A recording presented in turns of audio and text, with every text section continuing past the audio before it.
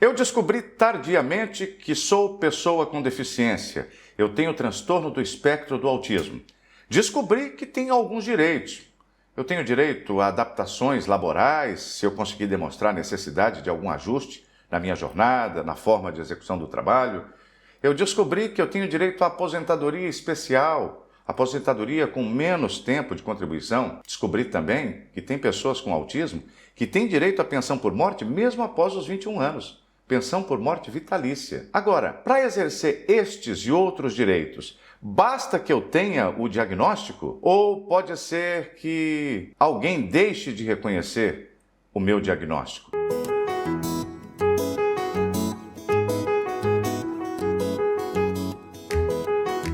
Olá pessoal, meu nome é Lucélio Lacerda, eu sou advogado, especialista na defesa dos direitos da pessoa com deficiência, com ênfase no transtorno do espectro do autismo. Meus contatos profissionais estão na descrição. Bem, este é o maior receio das pessoas que estão recém-diagnosticadas e que estão correndo atrás de algum direito.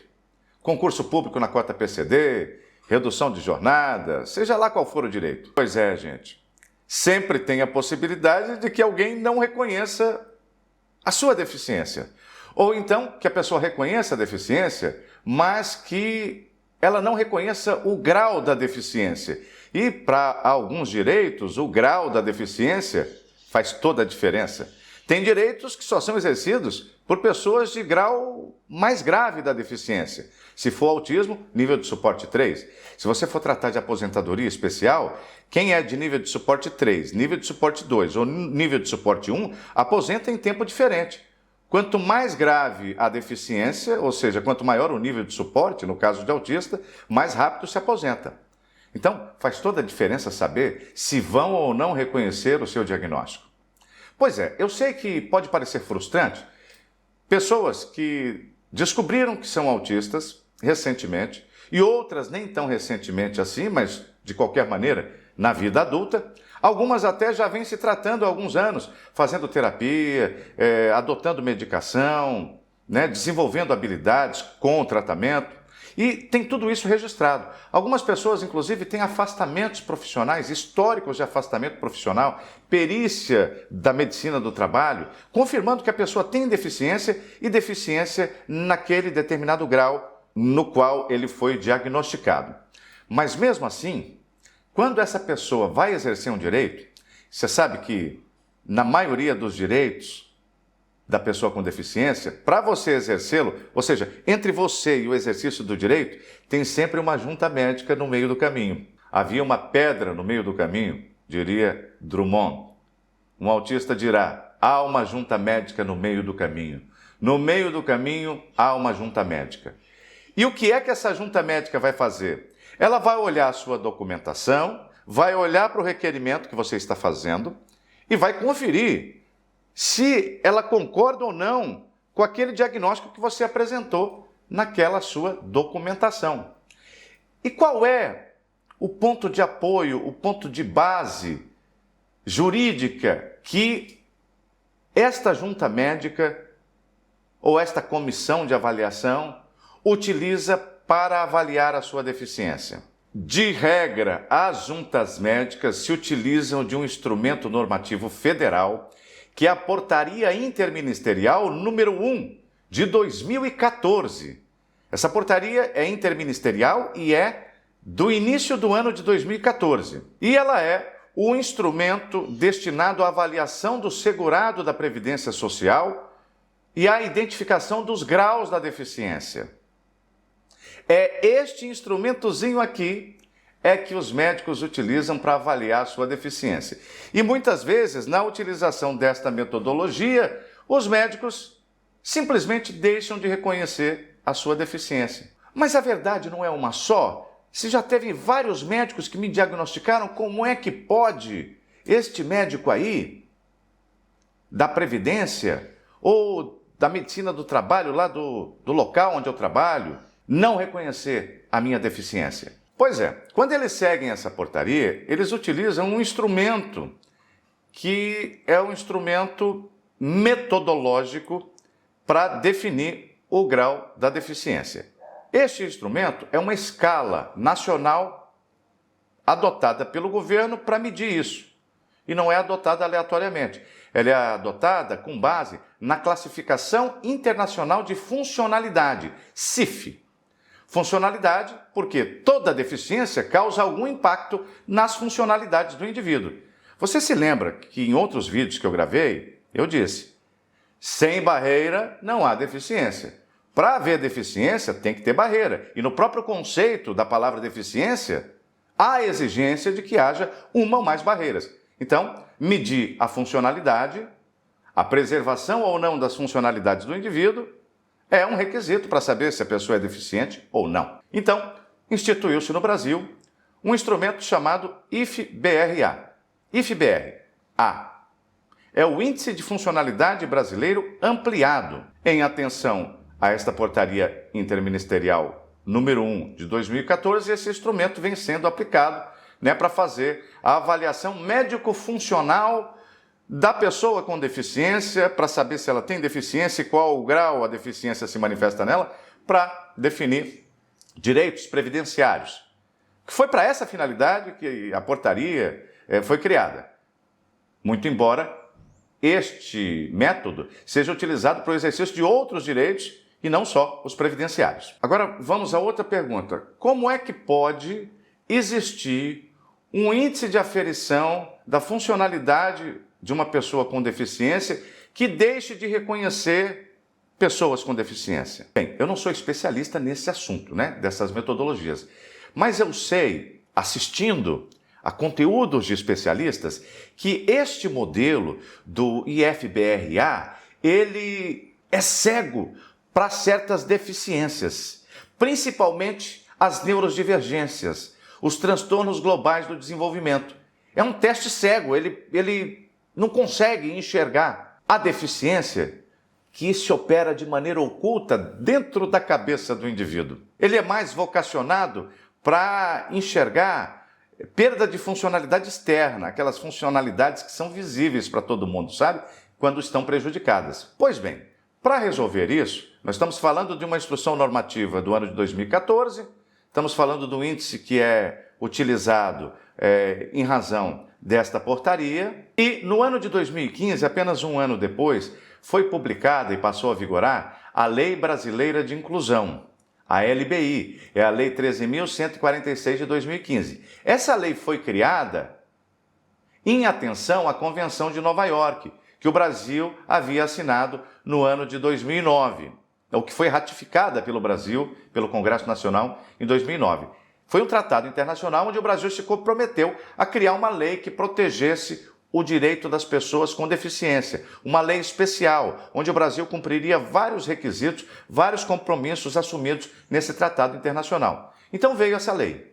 Essa lei chegou e disse assim, olha, a avaliação da deficiência será biopsicossocial. Biopsicossocial. Ou seja, a partir daí, a avaliação da deficiência deixaria de ser médico-funcional.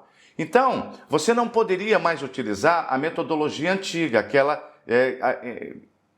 aquela orientada pela portaria interministerial, que era de 2014. Por quê?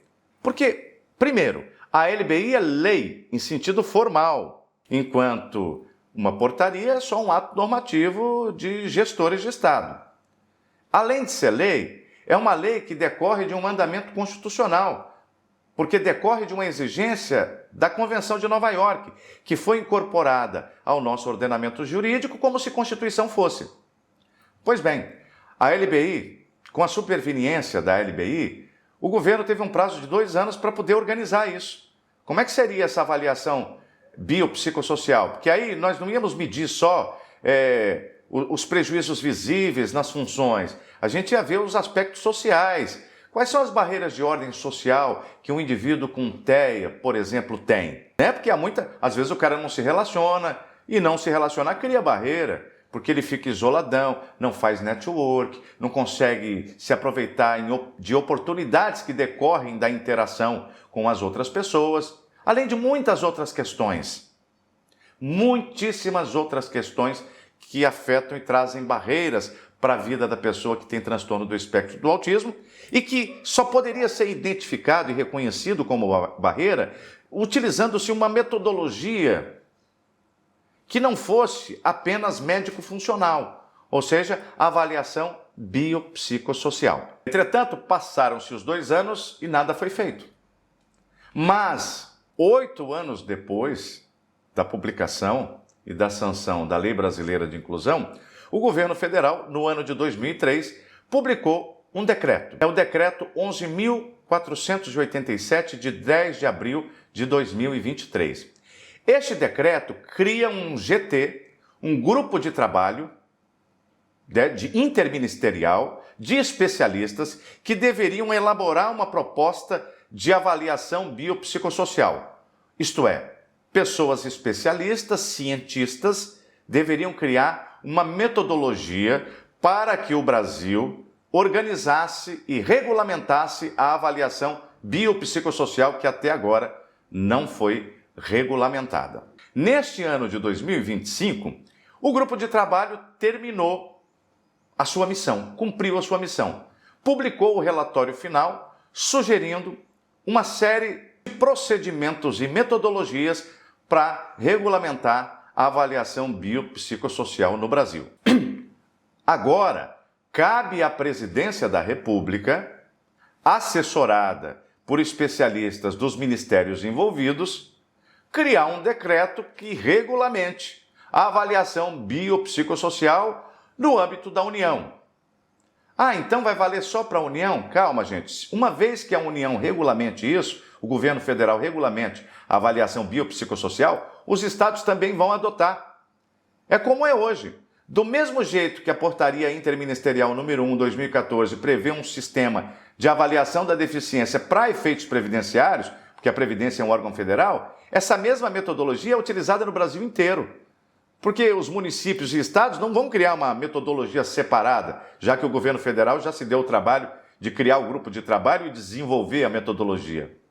Então, com essa metodologia que vai ser organizada através de um decreto, e nós estamos ainda num vácuo legislativo ou regulamentar entre a apresentação do relatório final do grupo de trabalho e a efetiva regulamentação da avaliação biopsicossocial pelo governo, neste limbo que nós estamos, muita gente vem tendo seus direitos negados, inclusive direitos previdenciários, direitos laborais, adaptações de jornada de trabalho e outros direitos mais. Isto é, gente, é muito comum, por exemplo, a pessoa se submeter a uma avaliação, às vezes eles até chamam de avaliação biopsicossocial, só que não é avaliação biopsicossocial, é avaliação funcional lá de 2014. É avaliação funcional do Índice Brasileiro de Funcionalidade ampliado. E aí, sabe o que acontece com o autista? Ele não atinge a pontuação suficiente para ter a sua deficiência reconhecida. Nesse sistema antigo, gente, a classificação do grau da deficiência, grave, moderado ou leve, é determinada pela soma da pontuação obtida nos laudos médico e funcional, e a pontuação é inversamente proporcional ao grau de impedimento. Uma pontuação menor indica uma deficiência mais grave, e uma pontuação maior, uma deficiência menos grave. Muitas vezes os autistas não conseguem nem a pontuação para ser considerado pessoa com deficiência. Ou seja, nesse método não chega nem no grau leve. Então, as pessoas se frustram. Pessoas que são de fato autistas, mas que não têm o seu direito reconhecido. Então, para concluir o que eu estou querendo dizer com este conteúdo deste vídeo, eu queria pedir ao nosso editor que colocasse aqui em sequência alguns vídeos onde eu falo sobre a importância do laudo, que o laudo deve ter tais informações, que o laudo deve atender aos requisitos impostos no sistema. Sempre falando, gente, o laudo que você apresenta quando você for exercer um direito, ele tem que ser bastante eloquente no sentido de não deixar dúvida que existem barreiras, tem que individualizar a deficiência no indivíduo, não pode ser um laudinho qualquer de um parágrafo, tem que descrever, individualizar a deficiência. Não adianta também ficar colocando os sintomas genéricos do autismo, que pode se aplicar a qualquer autista, sem individualizar, sem particularizar. Tem que deixar claro que tem barreiras, tem que deixar claro desde quando o autismo existe na vida daquele indivíduo. Tem laudo que não se dá o trabalho de fazer isso, mas precisa. O autismo é genético. Se é genético, é a vida inteira. Isso tem repercussões previdenciárias, né? Porque a aposentadoria especial, você conta a partir do momento que a pessoa trabalha e contribui tendo a deficiência. E desde quando o autista tem a deficiência? A vida inteira. Então é toda a vida laboral. Então, são muitas coisas que precisam ser explicadas nesse laudo. Então, gente, o que fazer quando isso acontece? O que você precisa fazer quando isso acontece? Você precisa contratar um advogado imediatamente. Um advogado especialista na área para recorrer à justiça e na justiça pedir uma perícia onde se aplique os métodos ou a metodologia que realmente identifica a condição de pessoa com TEA, transtorno do espectro do autismo. Isto aí, gente, é válido tanto para quem vai exercer direitos previdenciários, direitos laborais e até o direito a participar de um concurso público, o direito de ser empossado depois de aprovado no concurso público. Nos concursos públicos é muito comum que isso aconteça. Eles utilizam esse índice de medição de funcionalidade, que é o que estava vigente em 2014, não fazem a avaliação biopsicossocial. Atenção, gente, muitas vezes eles chamam a avaliação de biopsicossocial, mas ela não é biopsicossocial. Ela é uma medição de funcionalidade, de prejuízo funcional. Passa longe de ser uma avaliação biopsicossocial, embora costumeiramente eles deem o nome de avaliação biopsicossocial. Ora, não adianta dar o nome, não adianta chamar gato por lebre, você precisa fazer a avaliação biopsicossocial, porque quando é feita a avaliação biopsicossocial, a deficiência da pessoa com TEA, com certeza é reconhecida no devido grau de prejuízo funcional. Eu espero que esse vídeo tenha sido útil. Se ele foi útil, eu peço a você que se inscreva no canal, que clique no sininho para ser notificado de outras produções e, claro, que dê um like. Dar like é muito importante porque o YouTube entende que o conteúdo é relevante quando você dá o like. E aí ele mostra para mais pessoas. Eu fico muito agradecido se você não deixar de dar um like. Não saia daqui sem deixar um like. Bem, os meus contatos profissionais estão na descrição. Muito obrigado e até o nosso próximo encontro.